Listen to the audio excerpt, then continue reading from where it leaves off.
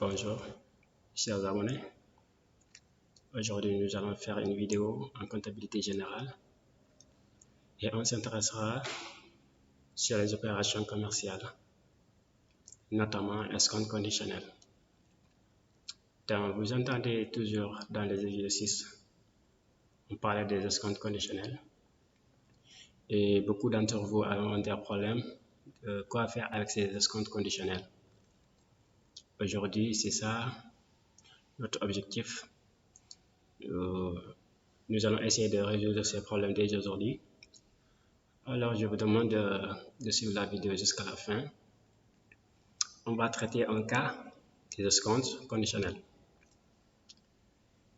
C'est-à-dire, lors de la première facture, lors de l'acquisition, s'il y a l'escompte conditionnel, si on doit prendre en compte dans l'établissement de la facture ou pas. Exactement, on ne doit pas prendre dans l'établissement de la facture parce que c'est l'escompte qui est conditionné. Et voilà. Donc, avant de détailler d'abord, j'ai une information que je dois vous donner. Juste après la Korité, la chaîne fournira une formation gratuite, 100% gratuite. Et voilà que vous pouvez en bénéficier. Comme j'ai dit, 100% gratuite. Donc, si vous voulez vous en bénéficier, juste de vous abonner sur la chaîne et activer la cloche de notification pour ne manquer aucune des prochaines vidéos et suivre toutes les étapes de la formation. Et les gars, je vous assure que après la formation, vous serez au top. Vous serez au top. Cette chaîne est purement professionnelle. Donc, ça s'intéresse les outils de gestion et l'informatique. Deux choses qui sont dépendantes. C'est-à-dire, on ne peut pas être bien en gestion et travailler en domaine de gestion sans autant être bien en informatique. Alors, la chaîne est vraiment complète. Et voilà. Donc, c'était ça l'information. Si vous voulez vraiment s'intéresser, si vous voulez suivre la formation, juste après la Korité, juste après la fête de Korité, on va démarrer la formation ensemble. Ça va durer pour 2 mois. Et voilà, merci et pour l'information. Donc, sans autant oublier le but de la vidéo, comme j'ai dit, on va faire des cas escompte conditionnels. Et voilà.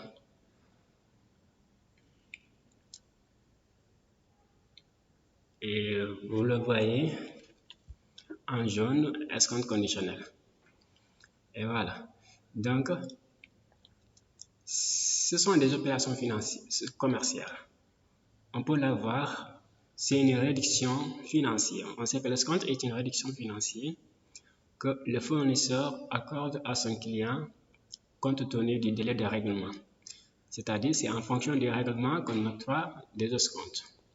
Alors, pour l'escompte qui est conditionné, le fournisseur dit à son client ici que si vous réglez dans les délais convenus, c'est-à-dire délais fixés par le fournisseur, je vous accorderai une escompte de tel pourcent.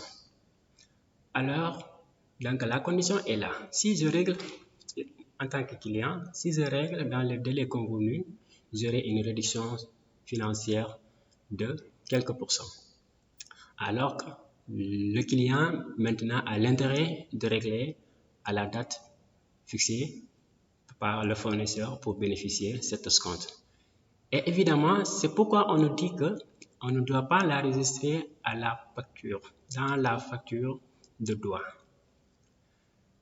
Facture d'acquisition ou l'achat, on ne doit pas la prendre en considération.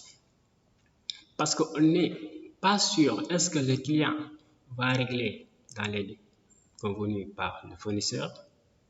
Sinon, voilà. Et n'oubliez pas le principe de prudence qui est maintenant, on peut dire, le postulat. Principe de prudence, c'est-à-dire si vous le faites, vous n'avez pas été prudent. Et ça, c'est que c'est une erreur fatale de gestion. Et voilà. Donc, vous avez compris pourquoi l'escompte conditionnel. Maintenant, je pense que nous pouvons calculer le cas qui est devant nous. On va corriger ça ensemble. On a eu le 12, troisième mois, facture numéro 5254 d'Ndiaye. Voilà. D'Ndiaye, facture numéro d'Ndiaye adressée à SO, marchandises pour 6 millions hors taxes, remise 5%, port 200 000, TVA déductible 18%, escompte 2% sur règlement sous week-end. Alors, la condition est là. Là, voici la condition. La condition est que si le client règle dans 8 jours, on va l'accorder une réduction financière. Et voilà. Donc, c'était la première opération. Et nous allons voir deuxième opération. Le 16, troisième mois. Donc, pour cet exercice, vous allez prendre en compte les dates. La condition qui a été dite ici, si c'est vérifié, mais même si c'est vérifié, sachez que, principe de prudence, vous ne devriez pas prendre en considération dans cet établissement du 12, troisième mois, la facture comme vous ne devrez pas prendre l'escompte conditionnel. Juste vous arrêtez là et vous prenez si le règlement a été effectué dans le délai. Par exemple, 12 au 16, on est dans le délai de 8 jours parce que le client a réglé après 4 jours. 4e jour, le client a réglé et l'escompte, le délai convenu par le fournisseur était de 8 jours. Alors c'est réglé. Et voilà, donc nous allons présenter la première facture. Très simple. Et voilà, on a dit. Et je vous donne deux éléments aussi fondamentaux pour permettre à d'autres de distinguer qui est le fournisseur et qui est le client. Par exemple, là, on a deux factures numéro 52-54 d'Ndiaye. Donc, si deux prépositions, je vous dis deux prépositions suivies d'un nom est toujours le fournisseur. Notez bien ça. Deux suivis d'un nom. Le nom qui suit avec préposition de est toujours le fournisseur. Et adressé à qui? À SO. Alors, SO ici est toujours aussi le client. Ici, dans cette opération. A, la préposition, c'est qu'il fallait distinguer. A suivi, c'est le client qui va suivre. A, préposition. De, préposition. C'est le fournisseur. Si vous avez ça, vous avez réglé le problème avec les opérations. Qui est le fournisseur? Qui est le client? Alors, on vient au niveau du travail à faire. On nous demande de présenter les factures et enregistrer les opérations dans le journal de SO. Donc, on est à la comptabilité de SO. Donc, vous vous focalisez à la comptabilité de SO pour enregistrer ces opérations. Donc, s'il y a achat, facture numéro 52-54 d'Ndiaye, donc Ndiaye est fournisseur. Si Ndiaye est fournisseur, forcément, SO est le client. Donc, SO est le client et on comptabilise chez SO. Alors, on est le comptable de SO pour marchandises pour 6 millions, hors taxe remise 5%, pour 200 000 TVA déductible. On présente la facture. L'entête, il n'y a pas de problème. Vous savez déjà faire. Et voilà. Ici, on reporte le montant brut 6 millions, le montant brut 6 et on va calculer la remise du montant brut de 6 millions. Et si vous faites 6 millions multiplié par 5% divisé par 100, j'allais trouver 300 000. Donc n'oubliez pas que l'escompte et que la remise est une réduction commerciale. Ça diminue la valeur des marchandises. Et après la différence, c'est le montant brut moins la remise qui nous donne 5 700. Je le souligne. Et voilà, 5 700, c'est net commercial 1.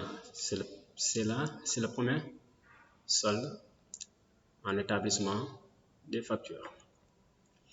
Et voilà, après ça, vous verrez comptabiliser le port. Le port, dans ma précédente vidéo, j'ai toujours dit que le port est supporté, en général supporté par le client. Et voilà, c'est l'acheteur qui paie les frais de transport. Vous allez inscrire le port. Maintenant, le port, ça vient en addition. Ça augmente les charges de l'acquéreur ou de la personne qui achète. Et deuxième solde, vous verrez ce qu'on appelle net commercial de la facture.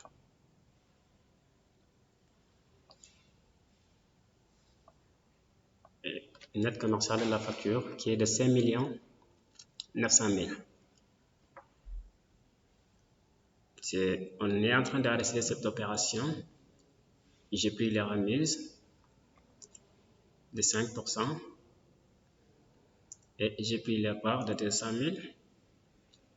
Je prends la TVA maintenant parce que on m'a dit que je ne dois pas prendre ici l'escompte car l'escompte est conditionné. On n'est pas sûr, rien ne nous dit que le client pourra régler au délai convenu du fournisseur. Et voilà, on ne le prend pas dans cette facture. On a la TVA calculée 18% du montant net commercial de la facture. Et vous avez ici 1 062 000. Dernier solde, vous avez là net à payer. Et ici net à payer. Net à payer, c'est le montant que le client doit à son fournisseur. C'est le coût d'acquisition des marchandises, autrement dit. Et voilà. Et maintenant, nous allons calculer. Ça c'est la représentation de la facture du 12. Vous avez bien vu qu'on n'a pas pris les escomptes. Alors faites de la même façon. Quand vous avez des escomptes conditionnels, première facture, ignorez l'escompte. Vous attendez à la date de règlement. Si la date de règlement est convenue dans le délai fixé par le fournisseur, vous le prenez. Sinon, on ignore complètement l'escompte conditionnel. Si supposons ici, le client avait réglé jusqu'au 21, est-ce que le 21 au 12, la date intervalle de 9, cela veut dire que le client ne va pas obtenir l'escompte. Et voilà. C'était ça la condition. Donc, dans notre cas, le client aura une escompte de 2%. Voilà, deuxième facture, nous serons tenus à présenter la deuxième facture qui sera une facture de droit. parce que ça sera que le fournisseur, le fournisseur doit un montant ici au client. Pas de façon décaissable, ça, le fournisseur ne décaisse pas de l'argent donné à son client, mais on constate que ce que le client doit donner au fournisseur va diminuer du montant d'escompte parce qu'on a dit la définition de l'escompte, c'est une réduction financière. Alors, toute réduction en train de diminuer le coût, le net à payer. Alors, si le net à payer, ça c'est un manque à gagner, c'est le fournisseur. C'est pourquoi le fournisseur, au lieu d'avoir 6 962, il va avoir 6 962 moins 139 240 du montant d'escompte. Donc, sa représentation aussi, on doit présenter une facture pour cette opération du 16. Alors, escompte. Je calcule l'escompte. Vous voyez, le montant de l'escompte, c'est là, 118 000. Et vous me demandez comment j'ai calculé l'escompte. Je vous réponds, si, supposons, on avait pris l'escompte en considération dans cette facture, on sait que l'escompte vient tout juste après le net commercial de la facture. Alors, néanmoins, je ne l'ai pas pris en compte de cette facture, mais je l'ai pris à la facture du 16, troisième mois. Donc, comme on doit le calculer sur le net commercial de la facture, je le fais toujours, je prends le net commercial de la facture, ça, je change la couleur encore, et voilà. L'escompte, j'ai calculé les 2% sur les 5 900 000 qui nous donne 118 000 francs. Et comme on doit aussi calculer la TVA récupérable, exactement, si l'escompte est une réduction et que la TVA est souvent calculée sur l'escompte, on doit calculer la TVA qui sera diminuée aussi. Ceci, l'escompte va permettre de diminuer le montant hors taxe, ce qu'on peut dire. On peut l'appeler ici comme montant hors taxe. Avant la TVA, c'est montant hors taxe.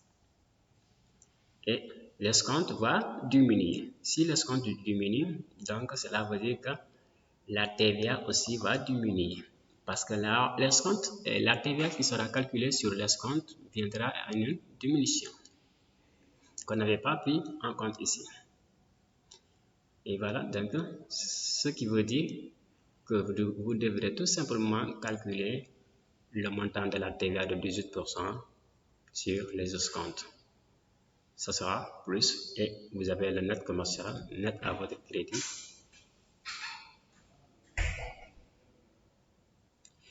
Vous avez le net à votre crédit de 21 240 et de 239 240, je m'excuse. Autrement dit, par interprétation, cela veut dire que le montant que le client doit à son fournisseur va diminuer de 139 240 car on a obtenu des escomptes. C'est ça l'intérêt. Donc le client a eu de l'intérêt au moment où a eu des bénéfices, a gagné au moment où il a réglé le montant à la date convenue. Et par contre, peut-être que le fournisseur aussi a besoin de la trésorerie à cette période. Donc, ce qui est intéressant, favorable aussi pour le fournisseur. Et voilà, je pense que vous avez compris. Et la facture, ce sont les deux factures à présenter. Maintenant, nous allons passer à la journalisation.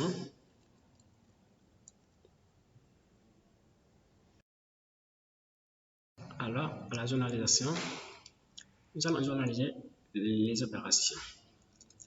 Chez SO, on nous a demandé de journaliser chez SO. Alors, SO est le client. Donc, l'opération du 12, SO a fait des achats. Quand on est client, on achète des marchandises de valeur de 6 millions. Alors, je mets 601, le 445, quand on achète, on récupère la TVA et le transport sur achat de 612. Voilà, c'est ça l'enregistrement. Et si on achète, on n'a pas payé, on constate le 401, fournisseur dette en compte. Cela veut dire tout simplement que le compte 401, ce sera créditeur. Cela veut dire que nous devrons de l'argent au fournisseur. C'est parce que le contrepartie de ce compte, si on avait réglé, on va créditer le 521. Cela veut dire qu'on a décaissé de l'argent dans notre compte banque à 10 millions. Mais comme on n'a pas à régler, ce sera toujours le 401 qu'on va constater qu'on doit de l'argent à notre fournisseur de montant de 6 962 000. Et notez bien que le net à payer doit toujours prendre soit le 411, le 521, le moindre règlement si c'est réglé, si il s'agit de l'achat, le moindre règlement ou le 401 ou le 411. Vous savez que le 401, c'est pour le fournisseur et le 411, c'est le client. Voilà. Donc, si c'est l'autre opération, si c'était Senjai, ce sera le 411. Attends que je ne dois pas manipuler et je ne dois pas aller mélanger. Voilà, mélanger, sinon ça risque de vous mélanger un peu. Voilà. Donc, en tout cas, c'est ça. Donc, ce qui concerne cette opération, ça devrait être ça. On ne doit pas faire deux opérations à la fois, quand même.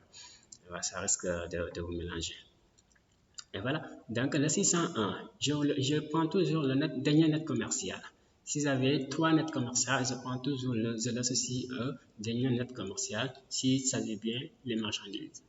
Et le port, je sais que le port, au moment donné, c'est le 612, transport sur achat. Donc, j'arrête le montant au débit. Maintenant, c'est la TVA récupérable. Quand on récupère la TVA, cela veut dire que tout simplement, c'est nous qui devrons payer la TVA au fournisseur. Maintenant, la TVA, ce sera de notre fournisseur vis-à-vis de l'État. C'est ce que veut dire la TVA récupérable. Nous, on récupère la TVA et on paie la TVA. Et voilà. Donc, c'est tout simplement ça. C'est ça l'enregistrement de la première facture. Et quand on va à la deuxième facture, on aura le 16 au troisième mois et on va rester ça. L'escompte, c'est-à-dire on va accorder de l'escompte au client. Et quand on accorde de l'escompte au client, cela permettait toujours tout simplement au client de diminuer le montant de montant 401, ce qu'il devrait payer au fournisseur va diminuer au montant de net à votre crédit qu'on a déterminé de 139 240. N'oubliez pas que l'escompte c'est une diminution. Donc pour le diminuer cette valeur, compte T ou grand livre, pour diminuer cette valeur, il faut le débiter d'un montant. Quand vous le débitez, le compte partie, crédit, débit, forcément ça diminue quelque part. Et voilà, donc on l'a diminué ici d'un montant de 139 240 000 francs. Et vous voyez, je le mets ce couleur pour dire que c'est la même valeur. Facture nette à votre crédit est là. J'ai bien dit que cela signifie que c'est un manque à gagner vis-à-vis du fournisseur à son client. Donc le client est content. Et l'escompte qui a été obtenu, c'est un produit. N'oubliez pas qu'on est dans la comptabilité de SO. SO est un client, donc s'il obtient des escomptes, donc c'est un produit 773. Et ça c'est que la TVA aussi récupérable sera créditée ici. Parce que la TVA récupérable va aussi diminuer. Pourquoi? Parce que l'escompte est venu pour diminuer le 401. L'escompte a diminué, autrement dit, le montant hors taxe. Et si le montant hors taxe diminue, alors la TVA diminue aussi. La TVA va diminuer de cette valeur de 21 240. Et de la même sorte qu'on avait fait, pour diminuer la valeur de 445, pour diminuer sa valeur, était au débit. Pour diminuer sa valeur, on le crédite. Donc, quand on le crédite par le compte grand livre, vous verrez que le solde va diminuer. Le compte 445 va présenter un solde débiteur, mais moins important que ici. Je ne sais pas si vous me comprenez. Et voilà, donc si vous avez toujours des problèmes, posez vos questions aux commentaires. On va essayer de revoir dans les précédentes vidéos et encore essayer d'être plus explicite. Et voilà. Donc, dito veut dire on va procéder au règlement. Là, le 12, le 16, ici, on a tout simplement enregistré l'escompte qui a été obtenu. Maintenant, on va faire le règlement maintenant, voir qu'est-ce qui a été vraiment versé par le client et qu'est-ce qui a été vraiment reçu dans le compte que le fournisseur, quel montant le fournisseur a vraiment reçu dans son compte lors du règlement. Alors ici, on a le 401. Cela veut dire ça plus ça, si vous le sommez, vous trouvez le solde nul. Cela veut dire qu'on a réglé le solde tout compte par rapport le solde, ce que nous devrons à notre fournisseur. Et voilà. Donc, on a dette fournisseur 6 822 760. Il n'y a rien d'autre que la différence de ce 401, le solde compte T, grand livre, ça moins ça. 6 962 moins 139 240, vous trouvez 6 822 760. Et évidemment, c'est ce que le fournisseur va recevoir dans son compte banque. Évidemment aussi, c'est ce que le client va décaisser. C'est ce que le compte banque du client, autrement dit SO, va supporter. Le montant toujours de 6 822 760. Donc, par interprétation, du fait que l'acheteur, le client SO, à régler dans les délais convenus a été favorable pour le client. Au lieu qu'il paie 6 962 000, il paie maintenant 6 822 760. C'est vraiment intéressant d'une diminution de la valeur de 139 000, à peu près 140 000 francs CFA. Voilà, c'est de l'argent. Merci. Bon, je vais m'arrêter là aujourd'hui pour cette vidéo et on se dit à la prochaine vidéo. Merci et chers abonnés. Je suis fier de vous. Merci.